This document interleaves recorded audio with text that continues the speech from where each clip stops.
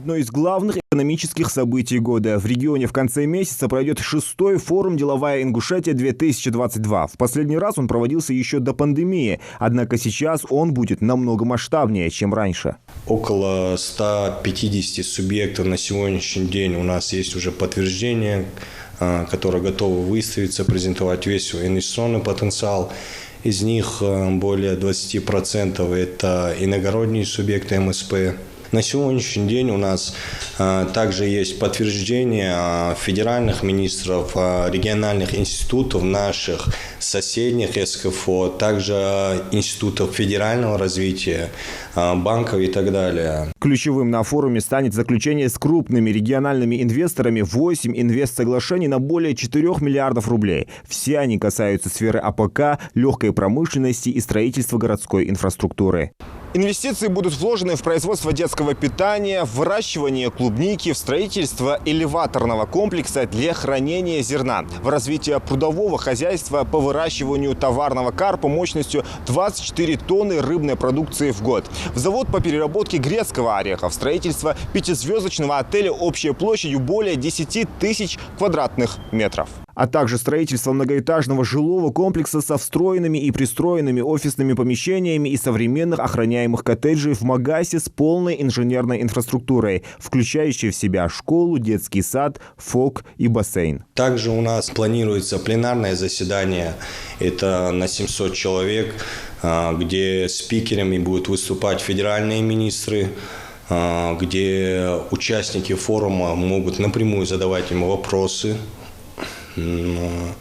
Также у нас будет около 3 круглых столов, где участники планируется там 50-60 человек. Также спикерами, которые будут вести круглые столы, это будут тоже из федеральных структур люди. Вот такие проблемные вопросы будут обсуждаться. Это и есть и на чем у нас сегодня базируется экономика, промышленность, туризм, занятость и так далее. Да. Вот такие моменты. Это обмен контактами, знакомство с людьми и реализация всего инвестиционного потенциала. Президент России Владимир Путин отнес Ингушетию к регионам с наибольшим прогрессом в инвестиционной активности. Республика представляет собой перспективный субъект страны со стремительно растущим потребительским рынком. Регион улучшил свои показатели по привлечению инвестиций на 24 пункта. Такое заявление было сделано на Петербургском международном экономическом форуме. Отдельно хотел бы отметить регионы с наибольшим прогрессом. Это Курганская область, рост на 36 позиций. Пермский и Алтайский край, рост на 26 позиций, Ингушетия на 24 позиции и Ивановская область, которая поднялась на 17 позиций. Я хочу поблагодарить и поздравить наших коллег в регионах за эту работу. Глава Ингушетии Махмуд-Али Калиматов уделяет большое внимание улучшению инвестклимата в регионе, так как главная задача – создание благоприятных условий для бизнеса. Каждый форум, он же несет свою значимость. Это в первую очередь это привлечение того или иного потенциального инвестора. И, соответственно, для субъектов МСП это площадка и платформа, где они могут напрямую